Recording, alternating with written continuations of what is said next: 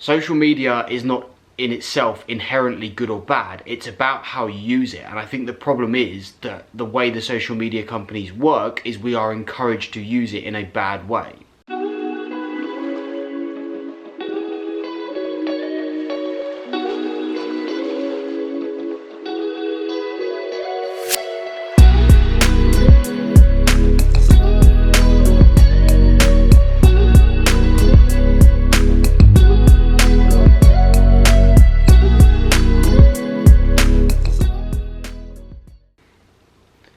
Boys, how are we?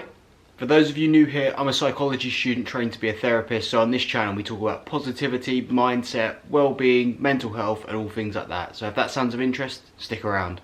Today I wanted to talk about social media and whether we should get rid of it, basically. This comes from, I watched a video the other day from a guy called Matt Spears who gave up and deleted all his social media 3 years ago, and long story short, he absolutely swears blind it's the best thing he ever did, doesn't miss it at all, and everyone should do it. Now obviously that's a very extreme example and a very extreme situation, but you can always take things from those sorts of situations, similar with people like David Goggins, where they just do everything to the absolute extreme. Most of us are never going to become David Goggins, but it doesn't mean that we can't take from the lessons that he's learned living the way he lives. Now the argument of, is social media good for us, and when I say us I guess I mean young people, that argument will go on forever. You couldn't do a single video on that subject. The pros and cons video would probably be 10 hours each, and it's an argument that, like I say, will likely never be solved. The way I see it is social media is a tool, and much like any tool, the danger is in the dosage, as Jay Alderton would say. Social media is not in itself inherently good or bad. It's about how you use it, and I think the problem is that the way the social media companies work is we are encouraged to use it in a bad way. If you use social media to keep in touch with your old friends and post pictures of nice things that you've done out together, that's completely fine. If you use social media to doom scroll for 10 hours a day and not getting any good sleep and comparing yourself to a load of models or Love Island people, obviously that's not so good. If deleting all social media is something that you want to try, I would by all means absolutely go for it. If it's something that you think would be good for you and you're not that interested in social media, or if you're the opposite and completely addicted and you think you need to go cold turkey, go for it.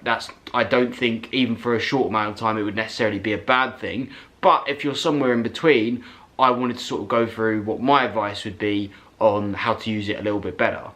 To start off, really obvious one is time limits. You can set time limits on your iPhone. That's what I've got. I think I've got an hour a day for Instagram, and I think I had to put it on for Facebook as well, just because of the stupid videos that come up and I ended up spending too much time on there. There is no reason realistically that you need to spend longer than that on the app each day.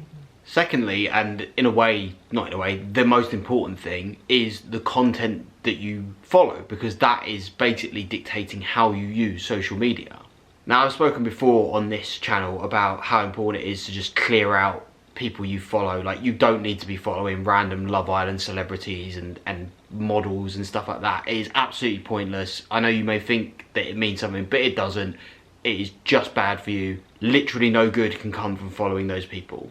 If you really want to follow sort of specific motivation or business people or gym people and stuff like that, or athletes, that's slightly different, I get that. My genuine advice would be start a separate Instagram account. That's what I've got. I've got an Instagram account where I just follow all the gym stuff. I post a few gym bits on there, but that is just for following sort of some rugby players that I watch and all the sort of gym and motivation stuff. On my actual personal Instagram, I don't follow any of that.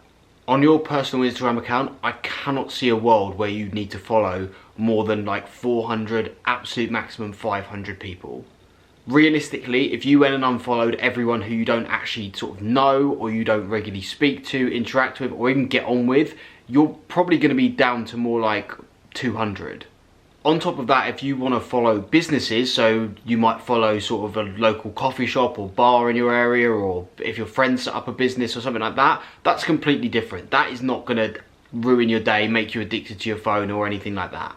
One of my friends recently had a breakup, and something that I did for him, I said, can I just go on your Instagram quickly and can I just go through who you follow and get rid of everyone who I don't think is necessary? And honestly, I must have unfollowed like over 500 people just because they were either celebrities that didn't matter or anything like that, or they were just these Love Island Kardashian people who give you absolutely no value whatsoever.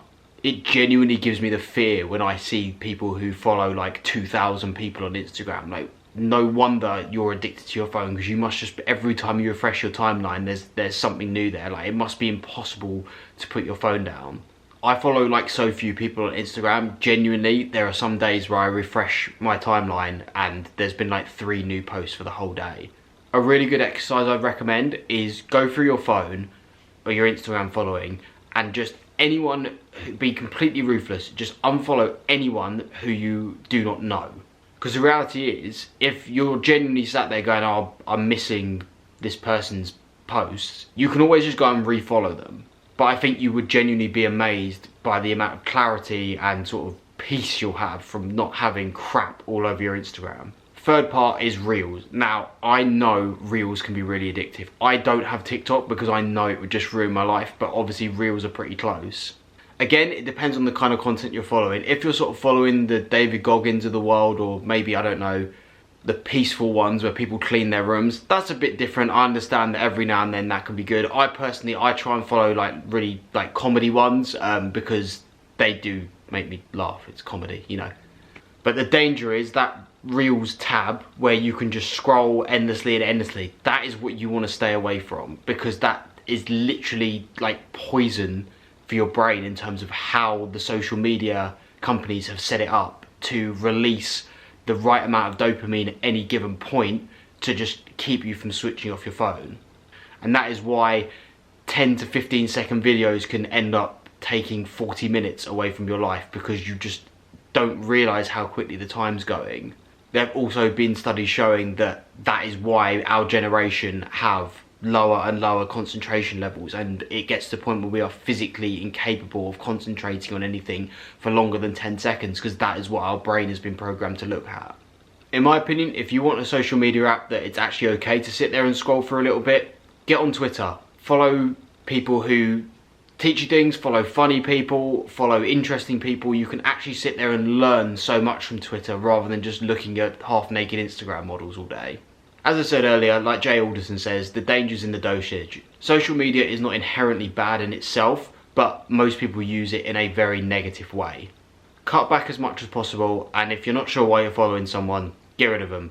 You can always refollow them later. Thank you for making it all the way to the end. I do appreciate you guys who stick around. If you did find any of it useful, please do consider liking and subscribing. As always, comment any other thoughts you have below, and I will see you in the next one. Until then, take care, lads.